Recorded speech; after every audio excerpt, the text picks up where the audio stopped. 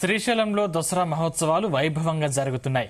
బ్రహ్మరాంబికాదేవి స్కందమాత అలంకారంలో భక్తులకు దర్శనమిచ్చారు. ముందుగా అమ్మవారి ఆలయ ప్రాంగణం బయట ఏర్పాటు చేసిన ప్రత్యేక వేదికపై స్కందమాత అలంకారంలో ఉన్న అమ్మవారికి పలు రకాల పూలతో అలంకరించారు. వేద మంత్రాలతో మంగళ వాయిద్యాల నడుమ ధూపదీప నైవేద్యాలతో పూజించి మంగళ హారతులిచ్చారు. అకాల వర్షం కారణంగా స్వామి అమ్మవారికి ఆలయ పురవీధుల్లో జరగవలసిన గ్రామోత్సవం నిలిపివేశారు. ఆలయ ప్రాంగణంలో వేదికపై జరిగిన ఈ కార్యక్రమంలో కళాకారులు చేసిన ప్రదర్శనలు భక్తులను ఆకట్టుకున్నాయి.